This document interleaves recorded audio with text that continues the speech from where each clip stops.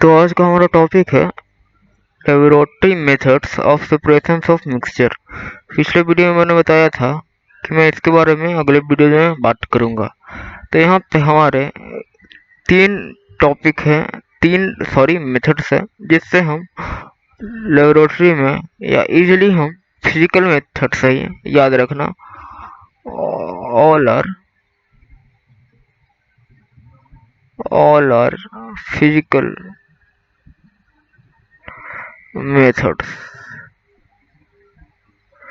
तो एक चीज को ये हमेशा याद रखना, ये सारे के सारे फिजिकल मेथड्स हैं। तो इसके बारे में हम आज बात करेंगे कि इसमें हम कैसे सेपरेट किया जा सकता है। तो पहला जो हमारा मेथड यहाँ पे आता है वो फिल्ट्रेशन आता है। फिल्ट्रेशन के बारे में हम बात करते हैं यहाँ पे।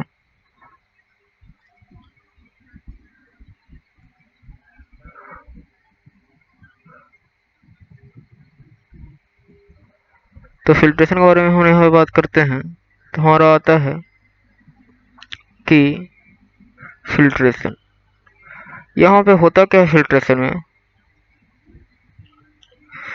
कि हम एक फनल लेते हैं, जो कि ये फनल आपको यहाँ पे दिख रहा होगा।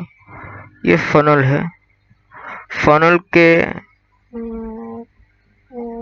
ऊपर हम फिल्टर पेपर लगाए हुए होते हैं। यहाँ पे हमारा फिल्टर पेपर होता है, फिल्टर पेपर। तो ये कब काम आता है? When solid is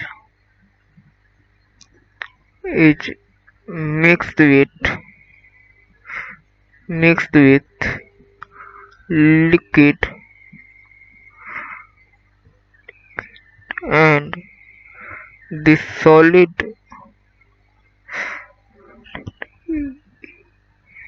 isn't soluble in the liquids.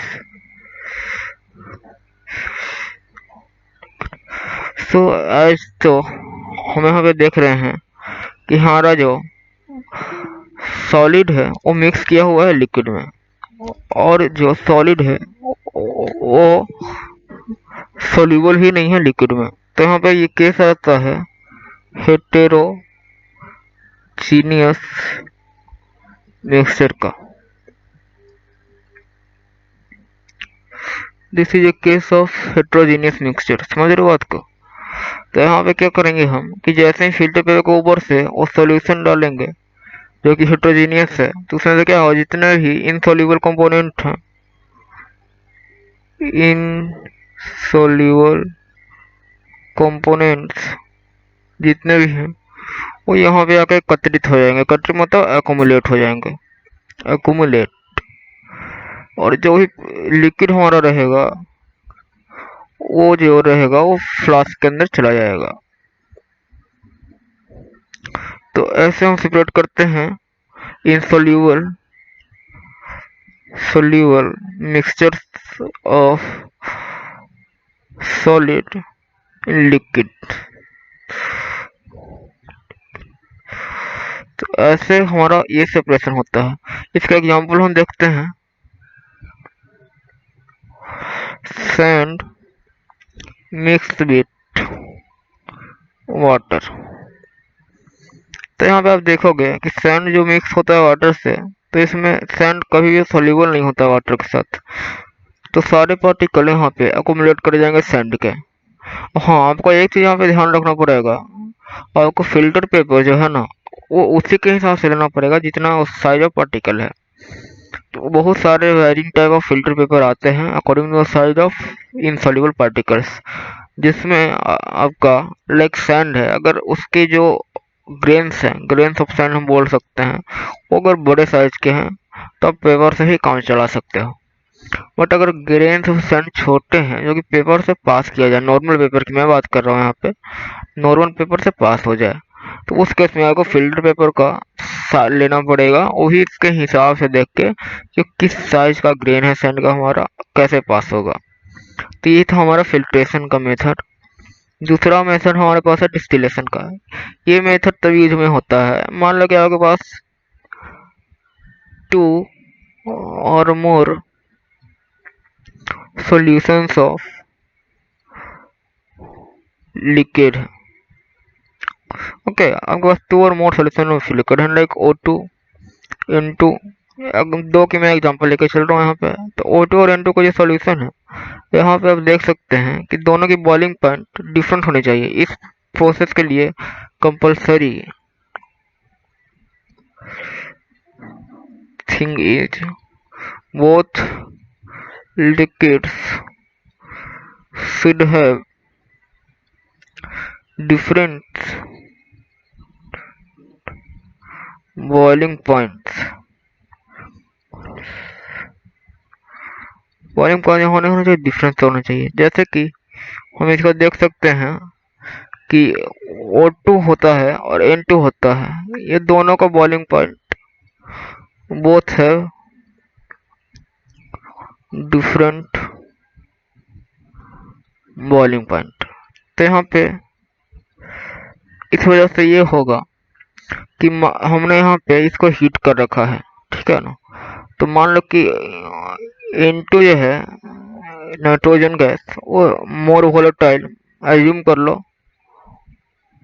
इसका इन डेप्थ हम बाद में देखेंगे किसका बॉइलिंग पॉइंट ज़्यादा होता है, वो हम van der Waals forces and बाकी मोलिकुलर फोर्सेज के हिसाब से हम उसे कॉन्सेप्ट से उसको हम डिटरमाइन करते हैं। वेदर O2 है जो हायर बॉइलिंग पॉइंट और N2 है जो हायर बॉइलिंग पॉइंट, ये बाद में देखा जाएगा। बट यहाँ पे आप एज्यूम कर लो कि N2 is more volatile. More volatile का मतलब ये होता है, दिस इंप्लाइज दैट N2 है लोअर बॉइलिंग पॉइंट। एक चीज यहाँ पे ध्यान रखना, बीपी मोर वोलेटाइल का मतलब जल्दी जो गैस में परिवर्तित हो जाए, मतलब कन्वर्ट हो जाए। तो उससे होता ये है कि हमने यहाँ इसको हीट करना चालू किया, लिक्विड मिक्सचर को तो हीट करना चालू किया। तो जैसे ही मान लो 75 डिग्री सेल्सियस पहुंच गया, मान रहे हम, मैं कंफर्म नहीं बता रहा हूँ, 75 डिग्री सेल्सियस सिंबॉलिक पॉइंट है N2 की, बस मान रहा। तो यहाँ पे मान लो कि N2 की 75 डिग्री सेल्सियस पे ये बॉयल कर गया, तो बॉयल करके ये गैस बन गया N2। बट O2 तो इसकी तो बॉइलिंग पॉइंट नहीं ज़्यादा अज्यूम किया है हमने N2 से, तो O2 वहाँ पे लिक्विड मिक्सचर में रहेगा। बट होगा ये कि N2 जो है गैस में कन्वर्ट हो जाएगा। N2 गैस में कन्वर्ट होते ही यहाँ से पास होता है, ये है हमारा कंडेंसर। यहाँ से वाटर से हम इसे कूल करते हैं, इसे टेम्परेचर वेरी लो होता है।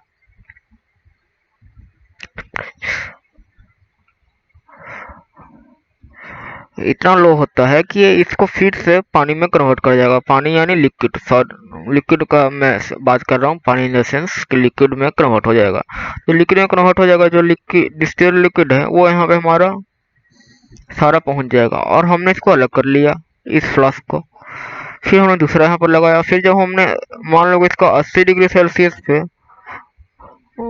O2 जो है बॉयल होने लगा, तो 80 डिग्री सेल्सियस पे O2 बॉयल होने लगा। तो 80 पे O2 बॉयल होता है, तो फिर मैंने दूसरा यहाँ पे बीकर या फ्लास्क लगा दिया, तो दूसरे में हमारा O2 कलेक्ट हुआ। तो ऐसे हमारा क्या हुआ कि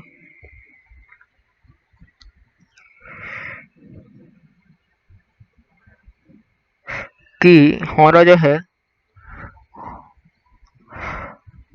जो है O2 and N2 are separated. तो ये हमारा ऐसा ही काम आ गया, ऐसे हमने सेपरेट कर लिया। तो ये था हमारा कौन सा प्रोसेस, डिस्टिलेशन का प्रोसेस है। और आगे हम देखते हैं इसके बाद कि हमारा क्रोमेटोग्राफी का प्रोसेस कैसे काम करता है। इसमें देखो दो लेयर्स होते हैं, एक होता है स्टैटिक लेयर, एक होता है स्टैटिक लेयर। हमारा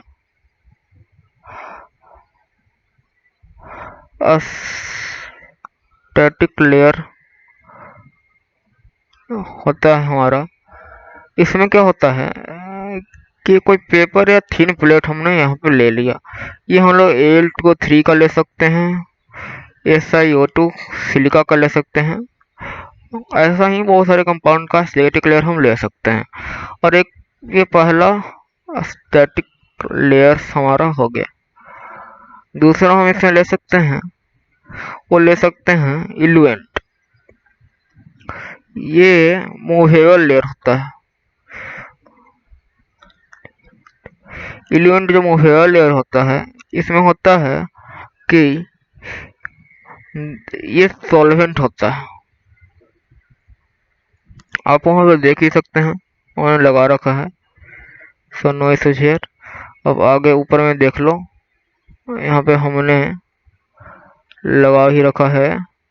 यहाँ पे देखना, ये हमारा स्टैटिक लेयर हो गया, और ये हमारा जो वाटर है वो सॉल्वेंट फ्रंट है। सॉल्वेंट का कोई भी सॉल्वेंट ले सकते हैं वैसा, वो आगे आपका एडजॉर्प्शन एंड एब्जॉर्प्शन में पढ़ाई होता है वो चीज़।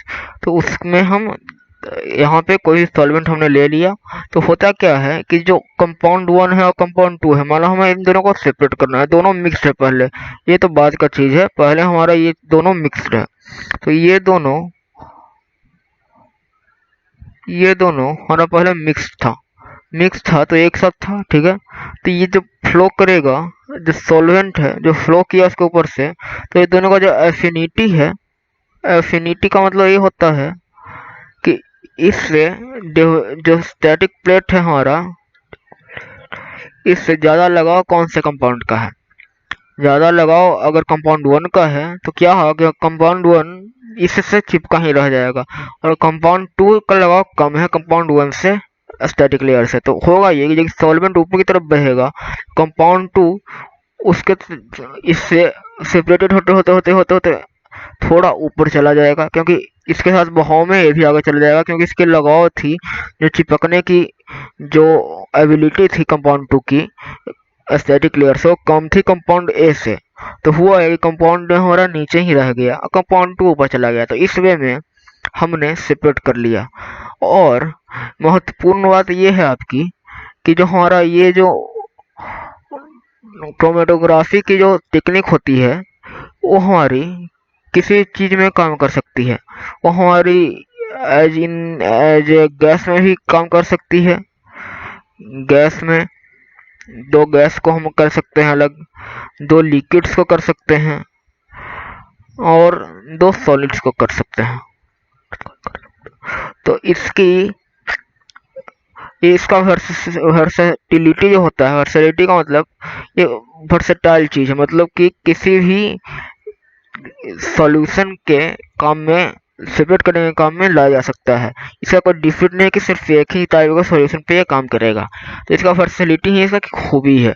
तो ये हमारा पहला जो आपने देखा, तो ऐसे ही बहुत हमारे ट्यूब क्रोमेटोग्राफी होते हैं, पेपर क्रोमेटोग्राफी होते हैं, वो हम एनसीईआरटी के 12th में और इन डिटेल बताया गया है। अभी आपके लिए वो आपको उसके लिए समझना पड़ेगा, एब्जॉर्बेंट एंड एडजॉर्प्शन वाली जो कॉन्सेप्ट होती है उसको समझना पड़ेगा।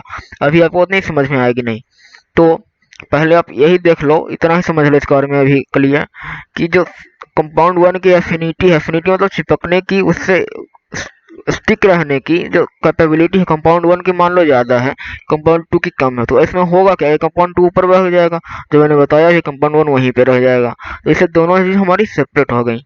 तो ये हमारा था क्रोमेटोग्राफी की technique for separation of two mixtures, और ये बहुत वर्सटाइल है, आप नोट कर लेना। ये सॉलिड को भी सेपरेट कर सकता है, गैस को भी कर सकता है, लिक्विड को भी कर सकता है।